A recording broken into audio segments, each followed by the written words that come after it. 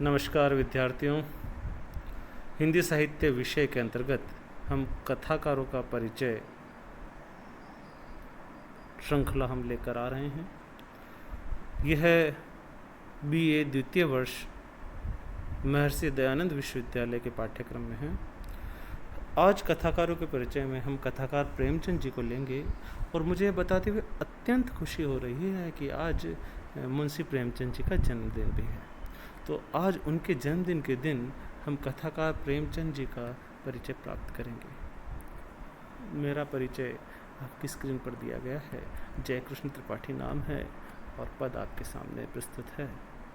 आइए हम जानते हैं प्रेमचंद जी के बारे में। प्रेमचंद जी का कृतित्व, प्रेमचंद जी का व्यक्तित्व और प्रेमचंद जी की रचनाएं क्या हमें कहती है, सामाजिक बंधन क्या लगाती है, कहाँ मुक्त करती है। आइए हम चर्चा करते हैं कथाकार प्रेमचंद जी पर। आइए कथाकार प्रेमचंद जी का जीवन परिचय प्राप्त करते हैं। देखिए आपकी स्क्रीन पर प्रेमचंद जी का चित्र दिया गया है और ये जो चित्र है ये भारत सरकार के डाक टिकट से लिया गया है, जो कि भारत सरकार ने प्रेमचंद जी की योगदान के लिए छपा था। प्रेमचंद जी भारतीय कहानी में, भारतीय उपन्यास में अर्थात भारतीय कथा साहित्य में एक महत्वपूर्ण हस्ती हैं। हम वह भी चर्चा करेंगे। सबसे पहले हम जीवन परिचय जान लें। इनका जन्म 1880 में हुआ, 31 जुलाई। आज भी 31 जुलाई है, तो यह दिन बहुत ही अच्छा है, शुभ है। और इनका जो गांव का नाम था लम्ही, जो कि वाराणसी उत्तर प्रदेश में स्थित है। और मृत्यु 8 अक्टूबर 1936 को हुई, बनारस में ही हुई। इन्होंने क्या क्या व्यवसाय किया? इन्होंने अध्यापन का व्यवसाय किया, लेखन किया और पत्रकारिता की। तो ये एक अध्यापक, लेखक और पत्रकार तीनों रहे। और आधुनिक काल, गद्य काल आधुनिक काल कहलाता है, तो आधुनिक काल के ये साहित्यकारों में से है। और इन्होंने 2 विधा, पहली विधा आप जानते ही हैं, कहानी विधा, और दूसरा उपन्यास विधा। दोनों में बहुत ही महत्वपूर्ण काम किया, युग परिवर्तनकारी काम किया। इनके विषय हैं सामाजिक और कृषक जीवन। इन्होंने सामाजिक और कृषक जीवन को भली भांति से हमारे सामने प्रस्तुत किया, उसकी अच्छाई, उसकी बुराई, उसकी विसंगतियों को हमारे सामने प्रस्तुत किया। साहित्यिक आंदोलन भी चलाए इन्होंने आदर्शोन्मुख यथार्थवाद को रखा कहानियों के माध्यम से। साथ ही साथ इन्होंने अखिल भारतीय प्रगतिशील लेखक संघ की स्थापना की और उसके प्रथम अध्यक्ष रहे। जो इनके उल्लेखनीय कार्यों में हैं, इनकी उल्लेखनीय रचनाओं में है गोदान नामक उपन्यास, जो कृषक जीवन का महाकाव्य बना जाता है, अर्थात उस औपन्यासिक कृति को महाकाव्य की संज्ञा मिली है। साथ ही कर्मभूमि, रंगभूमि, सेवा सदन, निर्मला, अन्य उपन्यास भी है। साथ ही साथ ये कहानीकार भी थे और इनकी सारी कहानियाँ, लगभग 300 कहानियाँ मानसरोवर के 8 भागों में संकलित है। अभी वर्तमान में मानसरोवर के 8 भागों के रूप में ये मिलता है।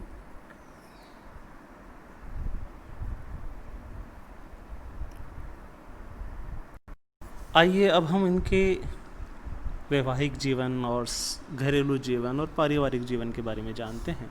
2 विवाह किए। पहला विवाह 15 साल की उम्र में और दूसरा जो विवाह था 1906 में हुआ है, और वह हुआ है शिवरानी देवी जी के साथ। वह एक शिक्षित महिला थी और प्रेमचंद घर में नामक शीर्षक पुस्तक उन्होंने लिखी। इनकी 3 संतानें थी, श्रीपत राय, अमृत राय और कमला देवी श्रीवास्तव।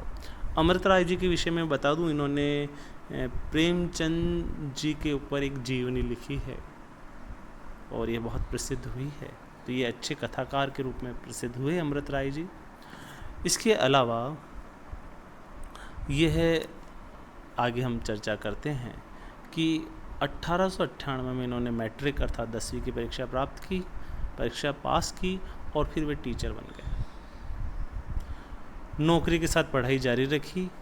जो रामविलास शर्मा ब्रह्म महत्वपूर्ण आलोचक है, वो कहते हैं कि 1910 में इन्होंने इंटर किया है और 1919 में अंग्रेजी, फारसी और इतिहास लेकर बीए किए। ध्यान रखिएगा, अंग्रेजी, दर्शन, फारसी और इतिहास में हिंदी कहीं भी शामिल नहीं।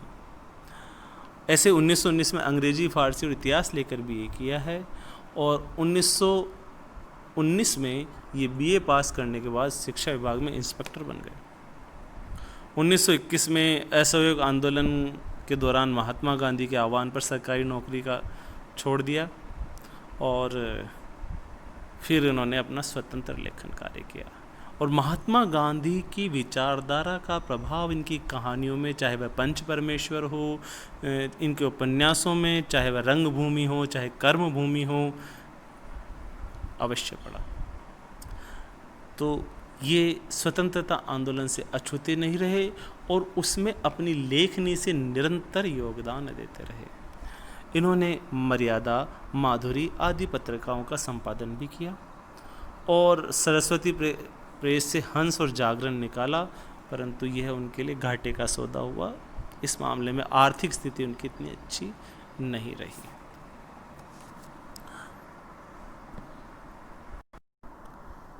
आइए हम बात करते हैं इनकी कहानी पर।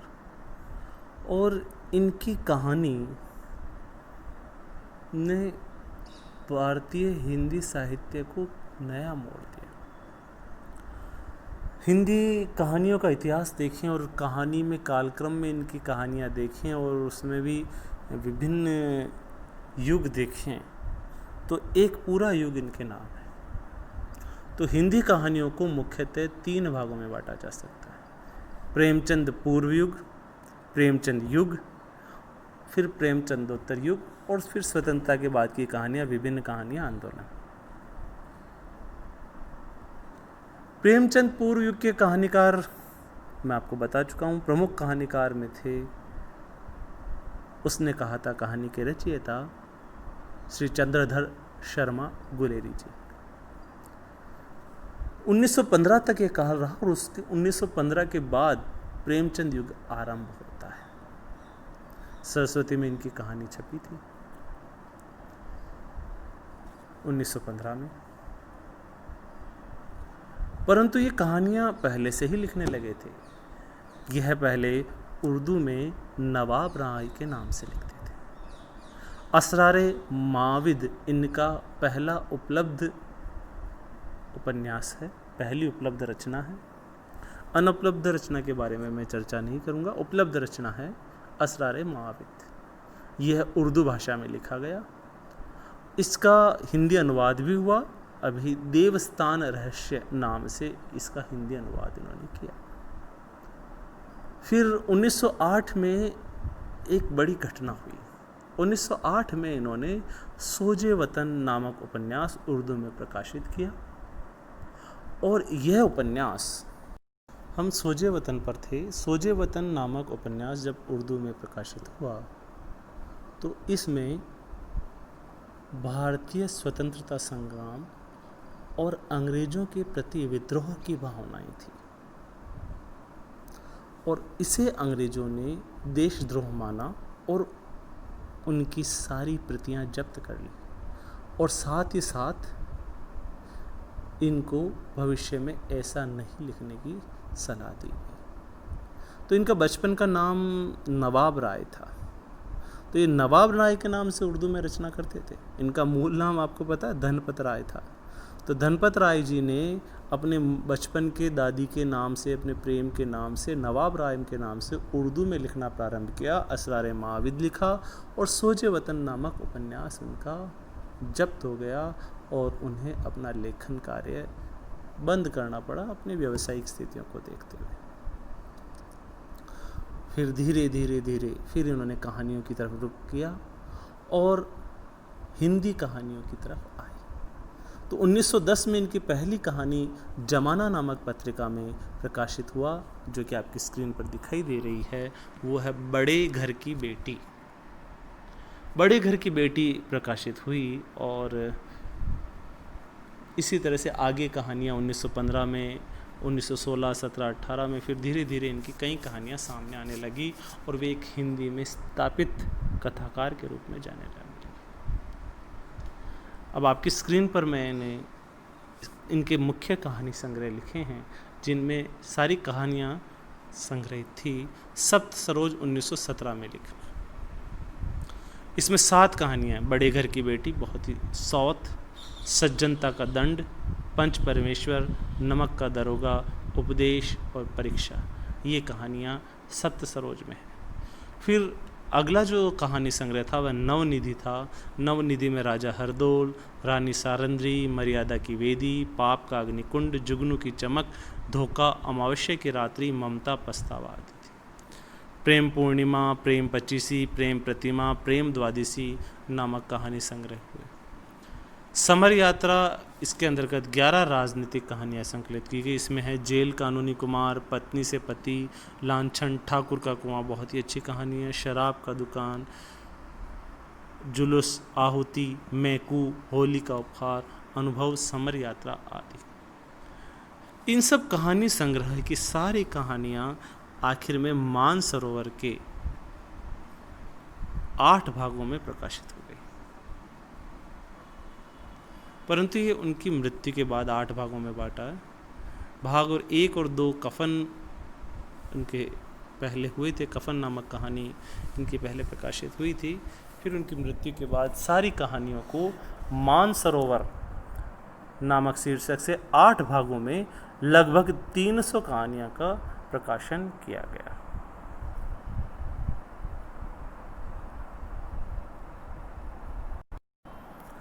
आपने देखा कि 1910 से ये हिंदी कहानियाँ लिखने लगी और 1915 में शोध कहानी जो कि सरस्वती पत्रिका में प्रकाशित हुई, और उसके बाद कहानियों की, और 1918 में इनका सेवा सदन उपन्यास प्रकाशित हुआ, जिससे वे बहुत लोकप्रिय हो गए और हिंदी को ही इन्होंने अपनाया।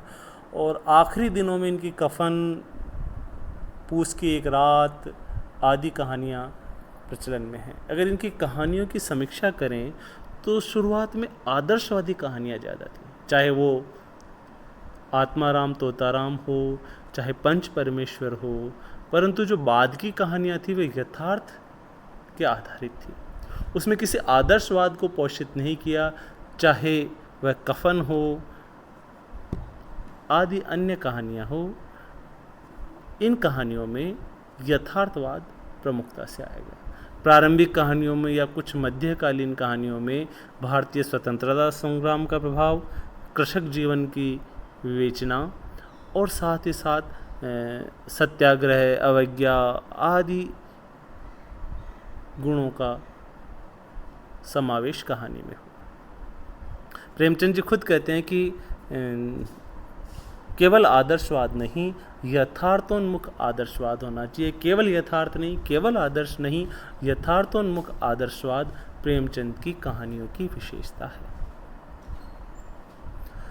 प्रेमचंद जी की कहानी की अगर हम बात करें तो इनकी कहानियों की इतनी अधिक लोकप्रियता और उनकी कहानियों की सहजता के कारण 1915 से लेकर इनकी मृत्यु 1936 तक का युग प्रेमचंद का युग कहलाता है।